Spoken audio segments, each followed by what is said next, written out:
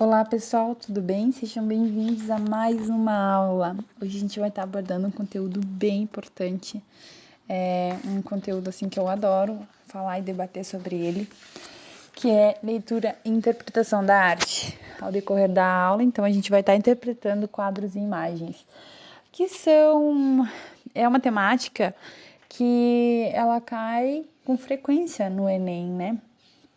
E qualquer outro vestibular. Às vezes, tu conseguindo interpretar uma imagem, tu consegue resolver a questão, né, que está sendo solicitada. Bom, esse conteúdo dessa nossa aula, ela é um conteúdo não só para quem vai prestar vestibular, mas ele é um conteúdo super importante para a nossa vida, para o nosso cotidiano, porque a interpretação, ela é algo precioso, né, que todos devemos ter e praticá-lo todos os dias. Essa aula ela vai estar colaborando na formação do nosso senso crítico, tá bem? Vamos passar o slide. A gente vai estar trabalhando um pouco sobre a memória coletiva, né? A memória coletiva segundo Pierre Nora. Pierre Nora, ele define a memória coletiva, né, ou o conjunto de memórias mais ou menos conscientes de uma experiência vivida ou mitificada por uma comunidade, cuja identidade é parte integrante do sentimento do passado. Ele ressalta que é preciso rememorar, já que esta não é uma atividade natural do ser humano, né? Bom, o que ele quis dizer ali, ó, com mais ou menos conscientes de uma experiência vivida ou mitificada? Ou seja, ela pode ser uma memória com clareza ou uma memória anevoada, né? Talvez uma realidade que aconteceu ou talvez uma lenda. Isso é uma memória de experiência, né? A memória coletiva, ela é uma identidade resgatada e compartilhada pela memória do coletivo, né? Ela é uma história compartilhada pelo povo. Bom, um exemplo bem interessante é o exemplo do Tiradentes, né? Para os mineiros, Tiradentes ela é uma memória coletiva, né? Ela é uma história, uma memória mitificada, pois a história dele produz identidade, ela produz sentimento, ou seja, ela produz identidade daquele povo, daquela localidade, daquela região. Ressignificação. Ressignificar é lançar um novo olhar sobre situações já conhecidas e mudar o curso dos acontecimentos, ou seja, ressignificar é tu ter uma segunda visão, uma segunda opinião, tá?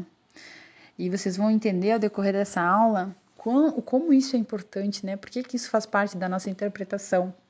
E também vão entender que mídia é poder, tá? Que é possível manipular a população através da mídia, é possível manipular o pensamento de uma pessoa através de um quadro, através de uma imagem, através de uma reportagem. Então, a gente tem que se atentar bastante. Por isso que é importante a interpretação, né, para que a gente consiga interpretar isso no nosso dia a dia, para que a gente não seja manipulado, que a gente tenha senso crítico e consiga interpretar a situação independente da ocasião. Bom, aqui no próximo slide eu trago para vocês uma pintura muito famosa, né, chamada-se A Redenção de Caen. A Redenção de Caen ela é uma pintura de Modesto. Ela foi criada em 1895, tá? Como a gente deve interpretar, então, uma imagem, uma obra de arte, perdão, um quadro, né? Primeiro aspecto que a gente deve olhar, primeiro critério é a data da pintura versus a data do ocorrido. Ou seja, essa obra ela foi pintada em 1895, né? E o que estava acontecendo nesse ano, né? No Brasil, em 1895, estava acontecendo muitas coisas, né? Então, é importante a gente se atentar às datas do ocorrido, tá? Quem está em destaque na pintura? Bom, quando a gente vai observar uma pintura, sempre vai ter algo que vai puxar os nossos olhos mais do que o restante, né? Então, no meu caso aqui, eu consigo ver a criança, né? A criança tá limpa, a criança parece mais clara, tá mais branquinha. a roupa branca dela, ela é bem mais clara do que a roupa do moço que está do lado dela, que parece ser o pai, e da própria mãe. Podem fazer esse comparativo, né? Então, ela está chamando mais atenção, ela está em destaque na pintura. E o que isso representa, né? Ao ver a foto aqui, a gente consegue identificar que a avó dela, né? Parece que é a negra que está em pé, com os braços, benzando a Deus, por sua neta ter nascido branca, né? Aí que começa, então, né? A obra, ela comemora o embranquecimento gradual das gerações de uma mesma família por meio da miscigenação. Essa obra, ela foi pintada por um pintor, por um professor da Escola Belas Artes, ela foi feita para estar exposta, né? Então, quem encomendou e quem fez a obra? Foi o professor, e ele fez para que ela estivesse sendo exposta, né? Quem que encomendou? Bom, em 1895, quem é que tinha acesso ao Museu de Belas Artes? Era o público de elite. Então, quem era de elite é quem tinha acesso a obras de arte.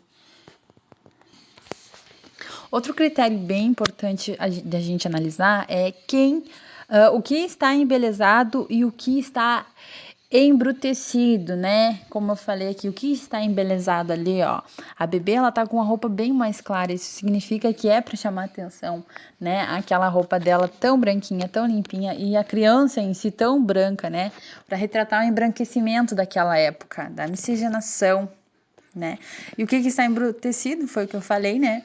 Que é aquela moça, é o chão ali, ó, podem cuidar.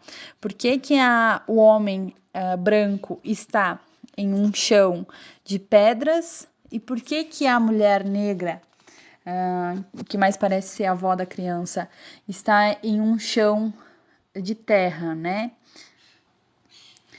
E outro critério super importante é que mensagem quer passar. Como eu falei ali, a vovó, ela tá agradecendo, porque a sua neta, ela não nasceu negra, ela não nasceu parda, ela nasceu branca, e para aquela época, que era uma época de escravidão, uma época de preconceito, né, muito grande contra os negros, onde o racismo imperava, aquilo, ela está agradecendo, levantando as mãos para o céu e dizendo obrigada, Deus. Ela está representando, assim, gratidão pela sua neta não ter nascido negra e não ter que passar pelo que ela provavelmente já passou, tá? Então, aqui a gente consegue ver, né, o embranquecimento, né, gradual das futuras gerações da mesma família por meio da miscigenação, como eu já havia dito. Bom, outro quadro bem importante que eu gosto de ver é a liberdade guiando o povo, né? Ela é uma pintura em comemoração à Revolução de Julho de 1830, né? Com a queda de Carlos X, uma mulher representando a liberdade, ela guia o povo por cima dos corpos dos derrotados, empunhando, né, a bandeira tricolor da Revolução Francesa, em uma mão, né, brandindo um mosquete com a baioneta na outra, né? Então,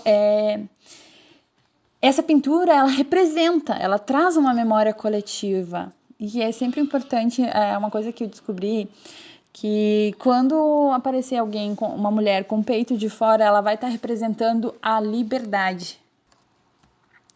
Prosseguimos então. Fotografia de Marina Ginestar. É uma foto, né? A gente sai dos quadros então e aí a gente entra para a parte das fotografias, né? Uma foto icônica de Marina, né? Ela foi tirada por Juan e foi no topo do Hotel Colón, na Praça da Catalunha, né? Foi em Barcelona, na Espanha, dia 21 de julho de 1936. Bom, aqui a gente deve seguir alguns critérios sobre a interpretação de fotos, né? que se a foto ela foi pousada ou ela foi espontânea, né? Aqui nessa fotografia de Marina a gente consegue ver que foi uma foto pousada, né? Marina, ela era uma fotógrafa, né? Ela estava reportando o que estava acontecendo naquele ano, e o que estava acontecendo era a Guerra Civil, né? Ela fazia parte do membro da Juventude Socialista Unificada e ela estava ali para representar, ela estava transmitindo, né, o que estava acontecendo naquele momento, que era um momento, né, tenso, que era a Guerra Civil Espanhola. Ela tornou-se famosa devido à foto tirada, né, por seu amigo no telhado da placa de Catalunha. Quem que está em destaque na foto? A gente consegue identificar que ela está em destaque, né? O que foi limpo da foto? Bom, a gente estava em meio a uma guerra civil espanhola, então aqui a gente consegue só ver o embelezamento da foto, a tristeza, né? O que realmente estava acontecendo na guerra, a gente não consegue. Então essa parte foi cortada, tá? Houve um tratamento na foto, qual? Né? Que mensagem ela queria passar com essa foto? Porque essa foto foi publicada, tanto é que ela ficou famosa por esta foto, né? Porque ela ocorreu durante a insurreição militar de julho de 1936 em Barcelona. Ela é uma fotografia muito emblemática da Guerra Civil Espanhola. E em que período ela foi tirada? O que está acontecendo na foto e no mundo? Então, na hora que vocês forem resolver uma questão do Enem, de qualquer vestibular, vocês têm que prestar muita atenção na data, vocês têm que estar atentos ao que está acontecendo, qual o momento histórico que está acontecendo, que aconteceu neste ano, né? Qual a mensagem que eles querem passar com aquilo? Então, era isso, pessoal. Muito obrigada pela atenção e boa prova.